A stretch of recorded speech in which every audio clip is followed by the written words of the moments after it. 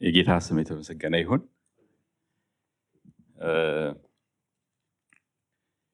እንግዲህ ጌታ በልቤ ያለውን ነገር ላካፍላችሁ ያሰብኩት ነገር ከቄስ ጀምሮ በዝማሬም አሁን ደግሞ በእንግሊዘኛም እየተነካካን የመጣውና አንዳንድ ቦታ ላይ ፈጥኜ ባልፍባችሁ ሰምታችኋል በሚል ታሳቢነት ነው። ስለዚህ ይህንን ስኬጁል ዳኒ ከሰጠኝ ትንሽ ቆይቷልና በልቤ ያለውን ነገር ጉዜ የምጸልይበትን ማስበውን ነገር ነው ዛሬ ከእናንተ ጋር ሼር ማድረጋችሁ። ያም ከእግዚአብሔር ጋር ያለን ግንኙነት በተመለከተ ይቅርታ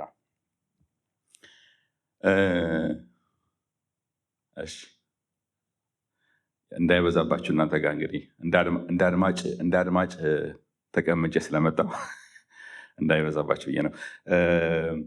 እንግዲህ ልጆች አሉኝ እና ሁላችንም ደግሞ አሁን ከአሼ ደስ ብሎኛል ስላየሁ። ከብዙ ዓመት በፊት እንግዲህ ሐዋሳ ታቦር መካነ ኢየሱስ ነው ያየሁ እና ከዛ ጊዜ ጀምሮ በእግዚአብሔር ፊት ስታገለግል ደግሞ በዚህ መልኩ ስላየሁ ደስ ብሎኛል። ጌታን አመሰግናለሁ። እና ሁላችንም የጌታን ማዳን አይተን እግዚአብሔርን ተከትለን ደግሞ ልጆችን አፈራን እና ሁል ጊዜ ስለ ልጆቼ ሳስብ እኔ በግሌ ከጌታ ጋር ከእግዚአብሔር ጋር ግንኙነት አለኝ። እግዚአብሔር ከክርስቶስ ኢየሱስ ጋር ግንኙነት አለኝ እና ያንን ግንኙነት እንዴት ነው እሱ የሚቀጥሉት የሚል ሁል ጊዜ ጸሎትና ሀሳብ አለኝ እና ያን በተመለከተ ነው። አንዳንዶቹ እንደ ማሳሰቢያ ወይ ደግሞ እንደ መንደርደሪያ ሀሳብ ሊሆን ስለሚችሉ እየፈጠንኩ ሄዳለሁ። ከእግዚአብሔር ጋር ያለን ግንኙነት ሁላችንም እንግዲህ ቅድም ዶክተር መላክ እንደጠቀሰው በእንግሊዝኛ ሴሽኑ ላይ ሁሉም ኃጢአትን ሰርተዋል፣ የእግዚአብሔር ክብር ጎሏቸዋል ሮሜ 3:23 ላይ እንደሚል የኃጢአት ደሞዝ ሞት ነው። ኢሳይያስ ላይ እነሆ የእግዚአብሔር እጅ ከማዳን አላጠረችም፣ ጆሮም ለመስማት አልተሳናትም፣ ነገር ግን በበደላችሁ ከአምላካችሁ ተለይታችኋል፣ በደላችሁ ከአምላካችሁ ለይቷችኋል ይላል። ኃጢአታችሁ ፊቱን ከእናንተ ሰውሮታል፣ በዚህም ምክንያት አይሰማም። ኢሳይያስ 59:1-2። ስለዚህ ውድቀት፣ የሰው ልጅ ውድቀት እና ኃጢአት ከእግዚአብሔር ጋር ለይቶን የግል የነበረን ግንኙነት ለይቶን እንደነበር መጽሐፍ ቅዱስ ያስታውቃል። ስለዚህ ሰው ሁሉ ከእግዚአብሔር ጋር ምን ያስፈልገዋል? እርቅ ያስፈልገዋል። ሁለተኛው ደግሞ የእግዚአብሔር ፍቅር፣ በእርሱ የሚያምን ሁሉ የእግዚአብሔር የዘላለም ሕይወት እንዲኖረው እንጂ እንዳይጠፋ እግዚአብሔር አንድያ ልጁን እስኪሰጥ ድረስ እንዲሁ ዓለምን ወዶአልና። ሮሜ 5:8 ላይ ደግሞ ነገር ግን ኃጢአተኞች ሳለን ክርስቶስ ስለኛ ሞተ፣ ይህም እግዚአብሔር ለኛ ያለውን ፍቅር ያሳያል። የምናልፍበትን አፕ ኤንድ ዳውን የምንኖርበትን ዕለታዊ ኑሮ ሳይሆን ይሄ ብቻ የእግዚአብሔር ፍቅር ለኛ ያለውን ነገር ገልጦታል፣ በክርስቶስ ኢየሱስ በተደረገው ስራ ማለት ነው። ይሄ ብቻ እየመጣን በየቀኑ በየሳምንቱ ብቻ በየቀኑ እየመጣን እግዚአብሔር እንድናመልከው የግድ ይለናል። ምክንያቱም በፈቃዳችን እኛ አስበን አውጥተን ያዋጣል የዘላለም ሕይወት ያስፈልገናል አስበን ብለን ያገኘነው ሳይሆን እግዚአብሔር ዳዊት እንደሚለው እግዚአብሔር አምላክ ነው ለእኛም በራለን የሚል የእግዚአብሔር ብርሃን ስለበራለን ነው ጌታን የምናመልከው። ያ ብርሃን በልባችን ስለመጣ እንጂ በእኛም መልካምነትና በእኛ በጎነት የሆነ አይደለም። አንዳንድ ጊዜ ከማያምኑ ሰዎች ጋር ያለውን ክርክር ወይ ደግሞ በተለይ ኤቲስት ከሆኑ ላይ ደግሞ መጽሐፍ ቅዱስን ክርስትናን ከሚያጣጥሉ ሰዎች ጋር የሚደረገው ውይይት መስማት አብዝቼ ባይሆን አንዳንድ ጊዜ መስማት ደስ ይለኛል። ለምን ስሰማ ምን ያህል ነው እግዚአብሔር ይረዳኝ እላለሁ። እግዚአብሔር ረድቶን ነው። መጽሐፍ ቅዱስ እንደሚል የእግዚአብሔር ሞኝነት ከሰው ጥበብ ከፍ ብሎ ይገኛል ይላል። ሰዎች በጣም ጠቢብ ቢሆኑ ተመራምረው ለካ ይሄ ነገር ይህች ዓለም የተፈጠረችው በተወሰነ በሱፐር ፓወር ሊሉ ይችላሉ። እኛ ግን ኦልሬዲ ቀድመን አምነናል፣ ተቀብለናል እና እግዚአብሔር ስለረዳን የሚሆን ነገር ነው። እና አንዳንድ ጊዜ የማያምኑ ሰዎች ያሉበትን ስፍራ ስንመለከት እግዚአብሔር በጸጋው እንዴት እንደረዳን እንድናስብ ይረዳናል ብዬ አስባለሁ። ለራሴ የሚሰማኝ ስሜት ነው ማጋራቸው። ስለዚህ መዳን የኛ የስራ ውጤት አይደለም፣ ነገር ግን በክርስቶስ ሞትና ትንሣኤ የተገለጠው የእግዚአብሔር ፍቅር ስራ ነው። ስለዚህ እግዚአብሔር ስም የተመሰገነ ይሁን። ስለዚህ መጽሐፍ ቅዱስ ምን ያስታውሰናል? ክርስቶስ በብቸኛው ወደ እግዚአብሔር መቅረቢያ መንገድ እንደሆነ ዮሐንስ 14:6 ላይ መንገዱ እኔ ነኝ፣ እውነትም ሕይወትም እኔ ነኝ፣ በእኔ በኩል ካልሆነ በቀር ወደ አብ የሚመጣ ማንም የለም ይላል። ስለዚህ ድህነት በሌላ በማንም እንደማይገኝ ሐዋርያት ሥራ ላይ ሐዋርያቶች የተናገሩት እናያለን። ስለዚህ ክርስትና እምነት የሚያስተምረው ከእግዚአብሔር ጋር መታረቅ የሚገኘው በኢየሱስ ብቻ እንጂ በስርዓት ወይም በሌሎች አማላጆች አለመሆኑን መጽሐፍ ቅዱስ ያሳስበናል። ስለዚህ መዳን የሚገኘው በእምነት እንጂ በስራ ብቻ አይደለም። ስለዚህ ኢየሱስን መቀበል እርሱ ባከናወነው ስራ ላይ በግል መታመን እንጂ እኛ በምንሰራው ስራ ላይ አይደለም። ስለዚህ ለዚህ ነው ብዙ ጊዜ ሰዎችን እንደ ግል አዳኛችሁ ጌታን ተቀበሉ ብለን አሁን ስለ ወንጌል ስርጭት ዶክተር መላኩ አሳስቦናል እና ጌታን ተቀበሉ የግል አዳኛችሁ ስንል አንዳንዶቹ ይቀልዳሉ። የግል ለምንድን ነው? የውል አይደለ? የሁላችንም አይደለ? የውል የሁሉም ነው፣ የግል አይደለም ወይ ይላል እና አንድ ምሳሌ ትዝ ይለኛል። ብዙዎቻችሁ አንዷችሁ ይሆናል። የቆየ ታሪክ ነው። ስለ ክርስቶስ ተሰቃየው የሚባል ሪቻርድ ውምብራንድ የሚባል ሰው የጻፈው እና በሩማንያ በነበረ ኮሚኒስት ውስጥ ስለ ጌታ ምክንያት ተሰቃይቶ ታስሮ ተገርፎ ብዙ ስቃይ ያለፈበት ነው እና እዛ መጽሐፍ ላይ ማስታወሰው ረጅም ጊዜ ሆኛል ካነበብኩት ማስታውሰው ለባልና ሚስቶች ለወንጌል ይነግራቸዋል ያ ሰው እና ስለ እግዚአብሔር ርኅራኄና እግዚአብሔር ስለ ሰዎች አንድ ሰው ግድ እንደሚለው ስለ ጌታ ግድ እንደሚለው 99 በጎች ይዞ ያለ አንዱ በግ ስለጠፋ እሱን ለመፈለግ ሄዳል የሚለውን ነገር ለባልና ሚስቶቹ ያጋራቸዋል። ከዛ የዋናውን የመልእክቱን ሀሳብ ትተው እነሱ እንዴ ኢየሱስ ክርስቶስ እንዴት 99 በጎች ሊኖሩት ቻሉ? ፊውዳል ነው ማለት ነው አሉ። እና አንዳንድ ጊዜ እግዚአብሔርን እውነትና ወንጌል ሰዎች ስናጋራቸው ያለውን ኮንቴክስት እና ሀሳብ ትተው ወደ ሌላ አቅጣጫ ይሄዳሉ እና ለዛ ያ ትዝ ስላለኝ፣ ስለዚህ በግል ለምንድን ነው ለሚያምን ሁሉ ጽድቅ የእግዚአብሔር ክርስቶስ የሕግ ፍጻሜ እንደሆነ ሮሜ 10:14 ላይ እናያለን። ግን ዋናው ምክንያት ኢየሱስ ክርስቶስ እንደ ግል አዳኝህ አድርገህ ተቀበል የምንልበት ምክንያት መጽሐፍ ቅዱሳዊ እንደሆነ ለማሳየት ኢየሱስ ጌታ ነው ብለህ በአፍህ ብትመሰክር እግዚአብሔርም ከሙታን እንዳስነሳው በልብህ ብታመን ትድናለህ። የምትጸድቀው በልብህ አምነህ ነው፣ የምትድነው በአፍህ መስክረህ ነው ይላል።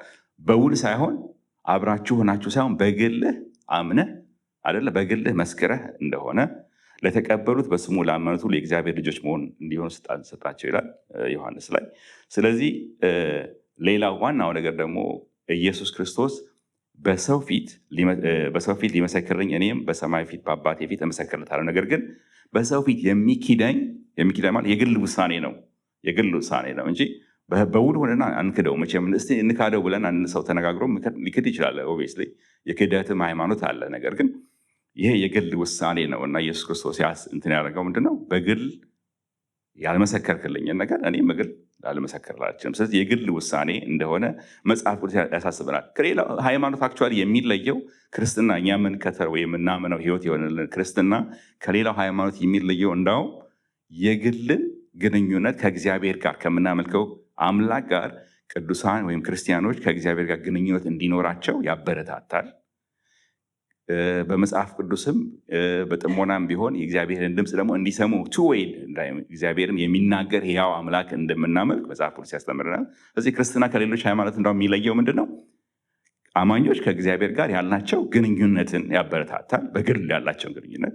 ስለዚህ እዚህ ጋር የምንገናኘው ደግሞ በግል ያለንን ግንኙነት የሚያጠናክር ነገር አብረን ደግሞ ተገናኝተን ፌሎሺፕ እናደርጋለን። ስለዚህ የግል መገናኘት አማኞች ከእግዚአብሔር ጋር ያላቸው የግል ግንኙነት የኢቫንጀሊካዊ ደግሞ የወንጌላውያን አማኞች መሰረት ነው።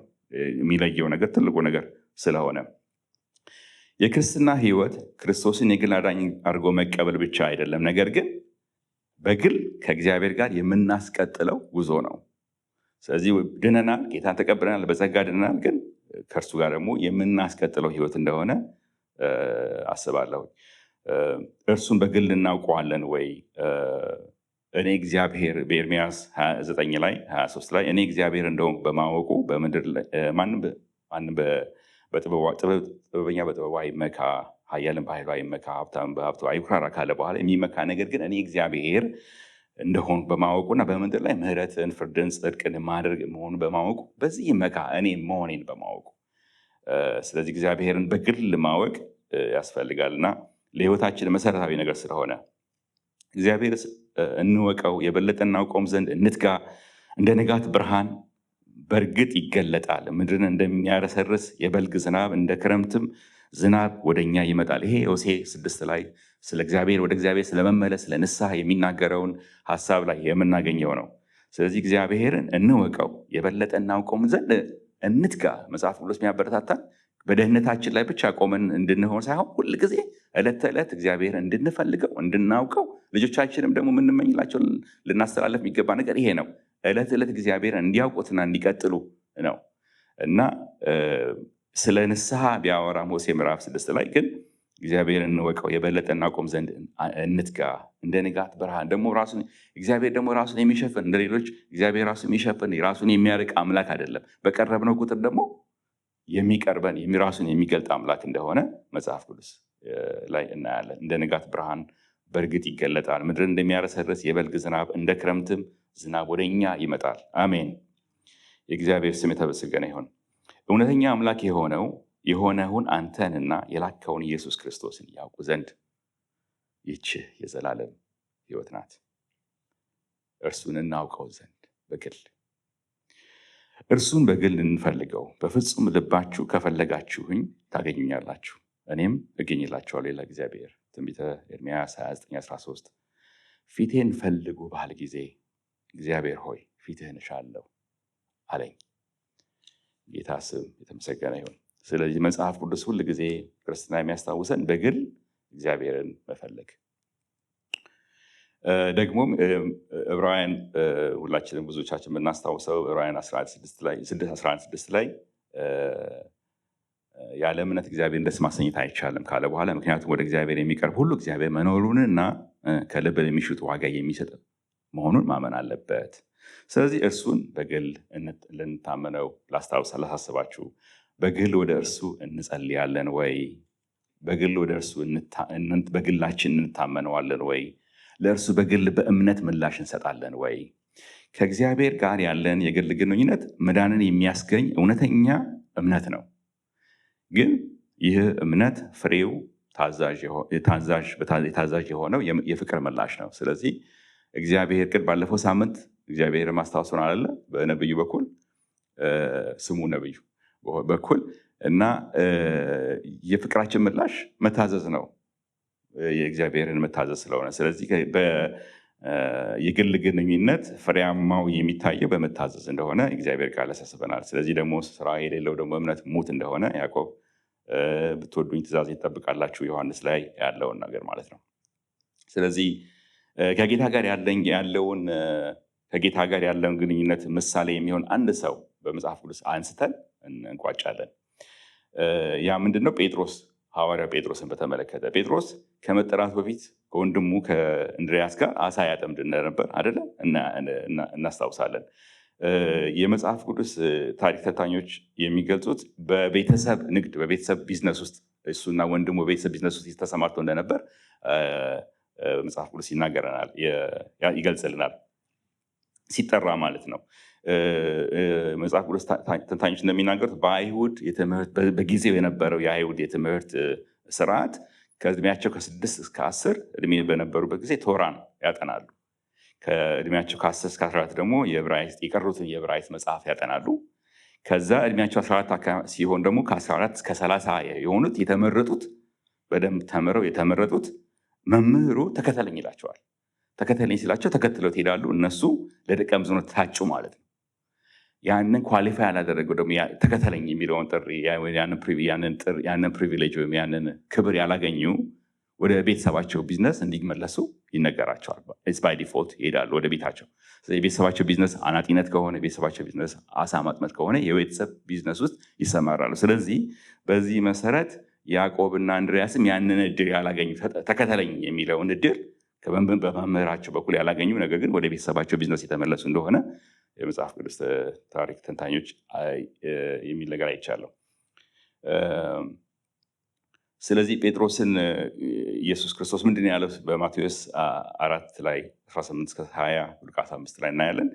ጴጥሮስ የተባለውን ስምዖንና ወንድሙን እንድርያስን አያቸው። አሳ አጥማጆች ነበሩና መረባቸውን ወደ ባህሩ ይጥሉ ነበር። ኢየሱስም ኑ ተከተሉኝ፣ ሰዎችን አጥማጅ አደርጋቸዋለሁ አላቸው። እንግዲህ በሰው መምህር ተከተሉኝ የሚለውን እድል ያላገኙ ሰዎች በሕያው በእግዚአብሔር ልጅ ኢየሱስ ክርስቶስ ተከተለኝ የሚል ጥሪ ተቀበሉ ማለት ነው። ስለዚህ ጴጥሮስ ይህንን እድል ካገኘ በኋላ ጌታችን ኢየሱስ ክርስቶስ 3 ዓመት ተኩል ካሳለፈው የህይወት ጉዞ ውስጥ ስንመለከት ከፍታም ነበረው፣ ጥሩ ጊዜም ነበረው፣ ዝግታም ነበረው እና ሁላችንም የምናስታውሰው ጴጥሮስ ስለ ኢየሱስ ክርስቶስ ማንነቱን የተናገረው ስፍራ እናንተ ሰዎች ስለ እኔ ምን ይላሉ ብሎ ከጠየቃቸው በኋላ አንዳንዶቹ መጥምቁ ዮሐንስ ይሉሃል፣ አንዳንዶቹ እንደዚህ ይሉሃል ካለ በኋላ ጴጥሮስ አንተ ክርስቶስ የሕያው የእግዚአብሔር ልጅ በማለት መለሰለት። ኢየሱስም እንዲህ አለው፣ የዮና ልጅ ሆይ፣ የዮና ልጅ ስምዖን ሆይ ምስጉን ነህ፣ ይህንን የገለጠልህ በሰማይ ያለው አባቴ እንጂ ስጋና ደም አይደለም። ስለዚህ የጴጥሮስ ከፍታ ብለን የምንጠራው ይሄ ነው። ግን የጴጥሮስ ከፍታ የእግዚአብሔር አብ ስለገለጠለት የተገኘ ከፍታ እንጂ ጴጥሮስ በማንነቱ ያገኘው ከፍታ እንዳልሆነ መጽሐፍ ቅዱስ ላይ እናያለን አይደል? እግዚአብሔር አብ ባይገልጥነት ኖሮ ሊያውቅ አይችልም። ስለዚህ መጽሐፍ ቅዱስ ሁልጊዜ ክሬዲት፣ ሁልጊዜ መልካም ነገር ሁሉ መልካም ነገር አድርገን እንኳን ብንገኝ የዛ ክሬዲት እግዚአብሔር የሚወስደው እንጂ ከኛ እንዳልሆነ ሁሌ ልናስታውስ ይገባል። ይሄን ነው የሚለው እግዚአብሔር ገልጦልሃል። ምክንያቱም ብዙ ሳይቆይ ሌላ ወርዶ ይገኛል አይደለ? ኢየሱስ በባህር ላይ እየተራመደ ሳለ ያለውን ባለፈው ነብዩ ጠቅሶታል እና የኢየሱስ ክርስቶስ መስመት ሲጀምር ኢየሱስ ክርስቶስ አንተ እምነት የጎደለ ለምን ተጠራጠርክ እንዳለው እናያለን። በባህር ላይ የተራመደ የእምነት እንትን። ግን ሌላው ትልቁ የምናስታውሰው ጴጥሮስን በክህደቱ ነው አይደለ? ጆሮ ሳይጮህ 3 ጊዜ ትክደኛለህ ሲለው ለዛ ምላሽ የሰጠው መልስ ምንድነው? ሁሉም ቢሰናከሉ እንኳ እኔ በፍጹም አልሰናከልም። በራስ የመተማመን መንፈስ፣ ያ አንድ ነው። ሁለተኛ ነገር ደግሞ ራስን ችሎ መቆም እኮ ይቻላል።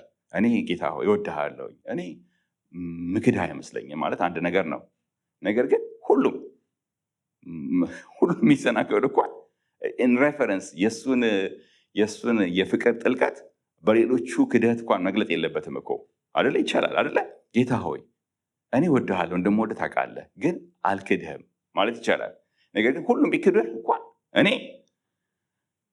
ለእግዚአብሔር በጣም በጣም እንደምንቀና ለእግዚአብሔር በጣም እንደምንወድ አንዳንድ ጊዜ ራሳችን እንትላለን እና የዛም ውጤት ሊሆን ይችላል። እንግዲህ ማለት ሁል ይሄንን ሀሳብ ሳስብ ራሴን እንትላለሁ አያለው። የፈለገ እግዚአብሔርን ብወድ ለቤቱ የሚቀና እግዚአብሔር አለ አይደለ?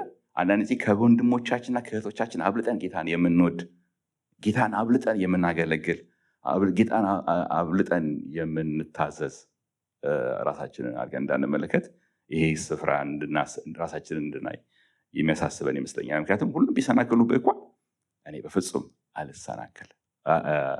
አልሰናከልብህ ሳለው፣ እውነት እልሃለሁ በዛሬዋ ሌሊት ዶሮ ሳይጭ ከመጮሁ በፊት 3 ጊዜ ትክደኛለህ አለው። እሺ ጴጥሮስን ካደ። ስለዚህ ያንን ስፍራ ሁላችን የምናውቀው ስለሆነ በዚህ የጴጥሮስ ፍርሃትና ውድቀት ምሳሌነት የምንረዳው እውነተኛ የሆነ እምነትና ድካም በአንድ አማኝ ሕይወት ውስጥ ሊከሰቱ የሚችሉ መሆናቸውን ነው። ውድቀት ማለት ከጌታ ጋር ያለኝ ግንኙነት ማብቂያ አይደለም። ቅድም እንዳልኳችሁ ከፍታም ቢሆን እግዚአብሔር ስለረዳን ነው ከፍ ያልነው ብሎ ማሰብ መልካም ነው። ቅድም እንዳለው ሰው ሁሉ ከእግዚአብሔር ክፍል ጎድሏል፣ ሰው ኃጢአትን ሁሉ ሰርቷል የሚለውም እኮ እኛንም ይጨምር አይደለ? ያ ሀሳብ ጌታ ስለተቀበልን ብቻ ሆን የሚቀየር አይደለም። የመጣንበትን ነገር ሁሌ ማስታወስ ያስፈልጋል። ሰው ሁሉ የሰው ልጅ በሙሉ ስጋ ለባሽ በሙሉ ከእግዚአብሔር ክብር ጎድሏል። ከእግዚአብሔር ክብር መጉደል ወደ እርቅ የሚመጣ በእግዚአብሔር ጸጋ፣ በእግዚአብሔር እርዳታ ነው። ከመጣንም በኋላ 1 2 ብለን የምንቆጥረው ነገር በእጃችን ምንም ነገር የለም። 1 ብለን የምንቆጥረው ነገር የለንም። ብናገለግል፣ ብንሰራ፣ ብንመሰክር፣ ሰዎች ቢታነጹ በእኛ እግዚአብሔር ስለረዳን ብቻ ነው። 1 2 ብለን የምንሰጠው ክሬዲት የለንም። አለበዚያ ራሳችንን ሁሉ ቢሰናክሉበት እንኳን ሚል ራሳችንን ስፍራ ልናገኝ እንችላለን። እና ጴጥሮስ ግን በመጨረሻ ላይ በዛው አልቀረም። ጴጥሮስ 3 ጊዜ ትክደኛለህ የሚለውን ነገር ኢየሱስ ክርስቶስ እንዳስታወሰና በኋላ ምርሮ እንዳለቀሰ መጽሐፍ ቅዱስ ያሳስበናል። ያንን ታሪክ ከዛ እናያለን እና ዋናው ነገር የጴጥሮስ እድገት ላይ አተኩሬ ላጠቃል። ስለዚህ ጴጥሮስ ችኩል ነው፣ ከወንድሞቹ በላይ አክራሪ ተከታይ ነው፣ አክራሪ ደቀ መዝሙር ነው። ነገር ግን ለራሱ የጠበቀውን ስፍራ እና ኮሚትመንት ወይ ደግሞ ቃል የገባውን ነገር መፈጸም ያልቻለ ነው። በጌታ ጸጋ ድፍረት ተሞልቶ ግን ሐዋርያ ስራ ላይ ደግሞ እናያለን። አሁን አዲስ የተለየው ለውጥ በህይወቱ ላይ እያደገ የመጣውን ጴጥሮስ ስናይ ሰዎችን ጴጥሮስና ዮሐንስ ሐዋርያ ስራ 4:13 ላይ ሰዎችን ጴጥሮስና ዮሐንስ እንዲህ በድፍረት ሲናገሩ ባያቸው ጊዜ ያልተማሩ ሰዎች መሆናቸውን ተረድተው ተደነቁ፣ ከኢየሱስ ጋር እንደነበሩም ተገነዘቡ ይላል። ስለዚህ በጸጋ በድፍረት ይሰብክ እንደነበር እናንተ የሰቀላችሁት ኢየሱስ ብሎ እንደሰበከ እናያለን። ሌላው ትህትናን እና እድገትን የገለጸበት የራሱ መልእክት ጴጥሮስ ሐዋርያ ጴጥሮስ ምዕራፍ ምንድነው አንደኛ መልእክትና ሁለተኛ መልእክት ጽፎልን አልፏል። እዛ ላይ ያለውን ጥቅሶች ጠቅሼ አጠቃላለሁ። ጎልማሶች ሆይ የጴጥሮስ መልእክት ምዕራፍ 5 ከቁጥር 5-6 ላይ ጎልማሶች ሆይ እናንተ እንዲሁ ለሽማግሌዎች ተገዙ፣ ሁላችሁም እርስ በርስ በመከባበር ትህትናን ልበሱ፣ ምክንያቱም እግዚአብሔር ትዕቢተኞችን ይቃወማል። ሌሎች ሁሉ እንኳን ቢክዱብህ ይህ ትዕቢት አይደለም፣ ትዕቢተኞችን ይቃወማል፣ ለትሑታን ግን ጸጋን ይሰጣል። ስለዚህ እርሱ በወሰነው ጊዜ ከፍ እንዲያደርጋችሁ ከእግዚአብሔር ብርቱ እጅ በታች ራሳችሁን ዝቅ አድርጉ ወይ አዋርዱ አይደለም። ስለዚህ የመክበሩ መንገድ አት ኤክስፔንስ ኦፍ አደርስ ሌሎቹ ወንድሞቹ ቢክዱ ሳይሆን በቃ ተረዳ በቃ በራሳችን በራሱ ጊዜ ከፍ እንዲያደርጋችሁ ከእግዚአብሔር ብርቱ እጅ ስር በታች ራሳችሁን አዋርዱ። ይሄ ሌላውን ጴጥሮስ ነው እና ሌላ ሁላችንም ትቶልን የሄደው ነገር ምዕራፍ ሁለተኛ ጴጥሮስ 1 ከቁጥር 5-7 ላይ ያለውን በዚህ ምክንያት በሙሉ ትጋት በእምነታችሁ ላይ በጎነትን ለመጨመር ጣሩ፣ በበጎነት ላይ እውቀትን፣ በእውቀት ላይ ራስን መግዛት ቢለው ጴጥሮስ ነው። እንግዲህ እዚህ ጋር ራስን በመግዛት ላይ መጽናትን፣ በመጽናት ላይ እውነተኛ በመጽናትም እውነተኛ መንፈሳዊነትን፣ በእውነተኛ መንፈሳዊነት ላይ ወንድማዊ መተሳሰብን፣ በወንድማዊ መተሳሰብ ላይ ፍቅርን ጨምሩ እያለ ያተወልን ያው ጴጥሮስ ነው። ማጠቃለያ ጨርሻለሁ። ማጠቃለያው ዮሐንስ ምዕራፍ 1 ከቁጥር 40-42 ላይ ያለውን ላይ እሱን የማብራሪያ በተለይ ይሄኛው መደበኛ የመጽሐፍ ቅዱስ ማብራሪያ የሚለውን ነገር እሱን ላንብብላችሁ፣ ምክንያቱም ቅድም ካልኩት ጋር ስለሚያያዝ። ዮሐንስ የተናገረውን ሰምተው ኢየሱስን ከተከተሉት ከሁለቱ አንዱ ስምዖን ጴጥሮስ ወንድም እንድርያስ ነበረ። እንድርያስን በመጀመሪያ ያደረገው ወንድሙን ስምዖንን ፈልጎ መሲሁን አገኘነው ብሎ መንገር ነው። መሲህ ማለት ክርስቶስ ማለት ነው። ወደ ኢየሱስም አመጣው ይላል። ኢየሱስም ተመለከተውና አንተ የዮና ልጅ ስምዖን ነህ፣ ኬፋ ተብለህ ትጠራለህ አለው። ኬፋ ማለት ጴጥሮስ ማለት ነው። ይህን ሲያብራራው ጴጥሮስ በወንጌል ውስጥ ፈጽሞ በአለት ሊመሰል የማይችል ስሜታዊና እርጋታ የሌለው ሰው ነበር። በሐዋርያት ሥራ መጽሐፍት ግን የቤተ ክርስቲያን ምሰሶ ሆኖ እናገኘዋለን። ኢየሱስ ይህንን ማዕረግ የሰጠው ጴጥሮስ በነበረው ተፈጥሯዊ ባህሪ ሳይሆን በእግዚአብሔር ጸጋ ወደፊት ሊኖረው በሚችለው አዲስ ባህሪ ነበር። ለእኛስ ዛሬ